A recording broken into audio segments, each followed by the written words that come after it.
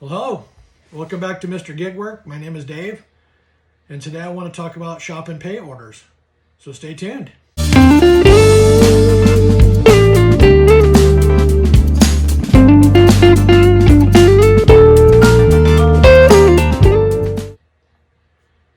Okay, well, welcome back.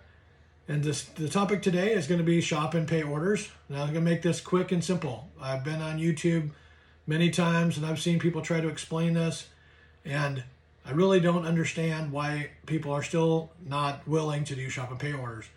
Now, in my area, for you cherry pickers out there who don't want Top Dasher and don't ever think you're going to get it, but you want to dash anytime. In my area, DoorDash has a special going on right now that if you do 10 shop and pay orders in 1 week and you have a 95% fill rate, so you can get 95% of the order is filled, then you will get Dash Anytime privileges for the following week.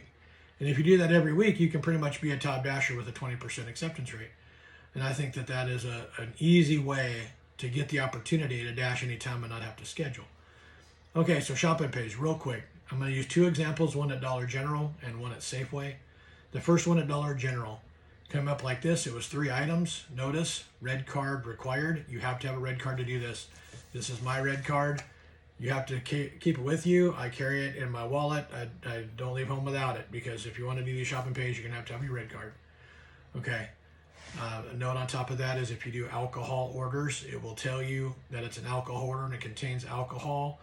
And you're going to need to ID and get the signature of the customer, but you're also going to need to take your ID into the store with you to buy the alcohol. So make sure you have your driver's license with you or whatever ID you use in your state.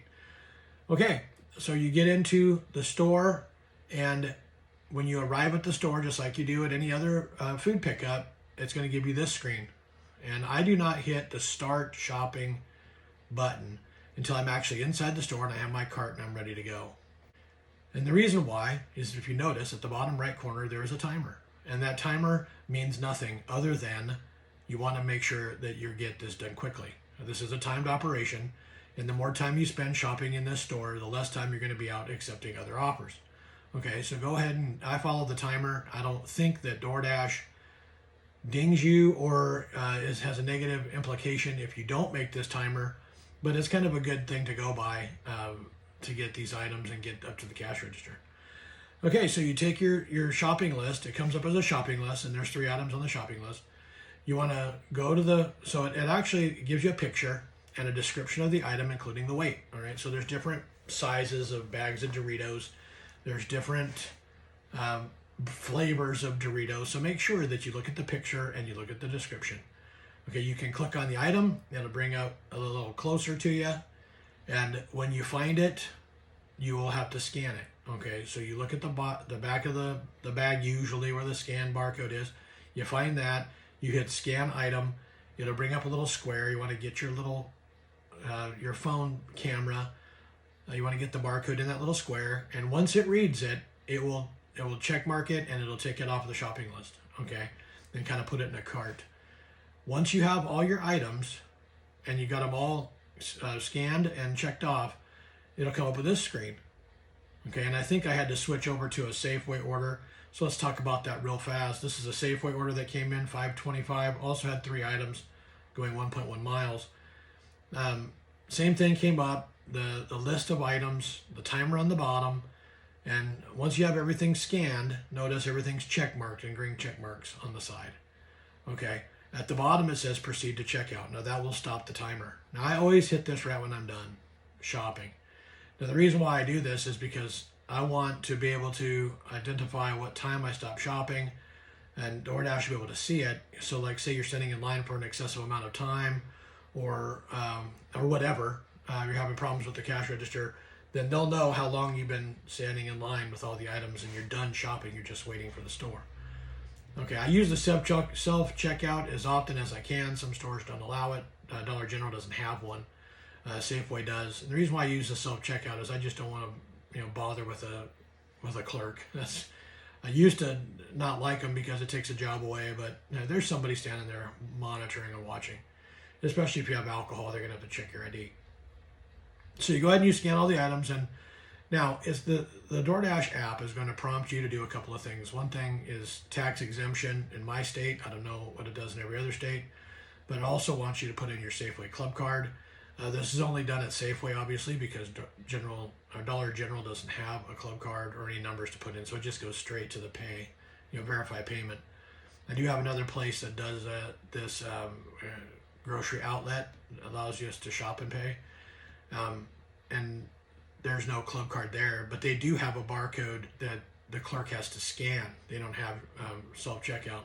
The clerk has to scan a barcode on your phone. It prompts them to do that so that they can see in their system that you're here and this is what you're doing. This is, so the system automatically does all the stuff it needs to do. That Safeway, you have to kind of put it in your system, in your phone.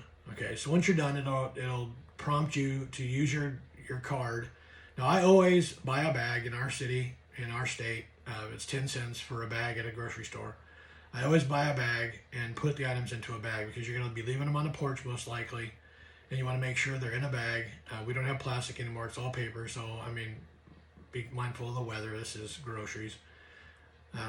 So once it's there, you use your card and you swipe the card, and there's no chip, so you have to swipe it. In my Safeway, it'll ask if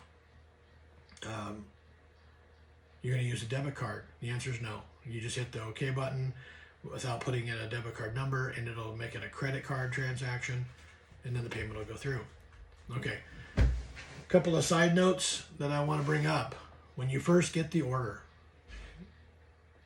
tap the top left corner of the 3 lines, and you want to make sure of which store you're going to. In Eugene, there are several Albertsons and there are several Safeways. You want to make sure that you're going to the right Safeway. The maps will take you to the right Safeway, but sometimes people don't use the maps because they feel so familiar with their city that they don't need it, and then they show up at the wrong store. Okay, you need to make sure you're going to the right store. The other thing you can do in a shop and pay in that top left corner of the 3 lines is you can see what the items are. I always check that just to see how frustrated I'm going to be. One time I got a 15 item shop and pay. I went ahead and took it because the money was good and the miles were good. And 8 of the 15 items were the same watermelon drink. So, it was pretty easy. What ends up happening, though, is they have one item that's on one end of the store and what I know. So once you're done with that, you go to the house and you deliver it just like you would deliver any other groceries. Now, in these particular cases, make sure you read the instructions. Now, I think that you should always read the instructions on every order that you do, because sometimes these customers will give you some wild and amazing instructions. So here's an example. This was not a shop and pay. This was a grocery delivery order from Safeway, but the customer basically told me that their house does not have a white picket fence, that's the neighbors, and that they wanted me to put all the groceries on the swinging chair and the front porch. Now, if you do everything that they say, then you can, they'll probably tip you a little bit better than they did. Now, this particular case, the tip from this customer was $25. So make sure that you look at those instructions, because if you don't look at the instructions and you don't do what they want you to do and you put them somewhere where they don't want them to be, then, why would they tip you more? That's especially with this new rollout of tipping, where they can tip after the fact. If you go above and beyond and you call the customer and you let them know that you've done it and you take a picture and you get that all taken care of, you're going to make good money.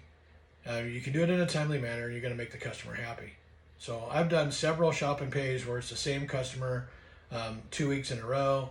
They get used to you if you can kind of get in the same area, the same zone, and they get used to you.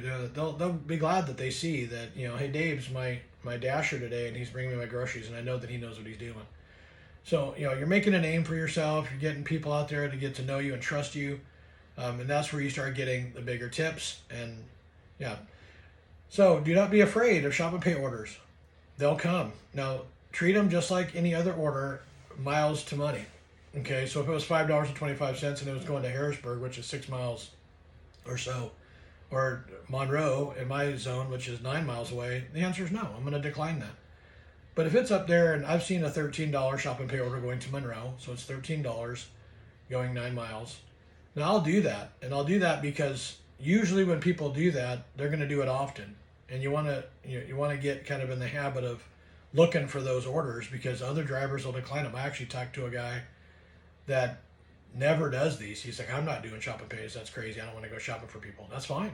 So if you have any questions, by all means, put it in the comment section. If you have any stories, I'd love to hear them. Please hit the like button so YouTube knows that this is a video that people like, and go ahead and subscribe if you want to see more content like this, and hit the bell so you can know when we drop new content. And if there's anything you want us to do a video on, any topics you want to discuss, just let me know, and I'll try and do a video on it. All right, well, thank you, and we'll talk to you next time.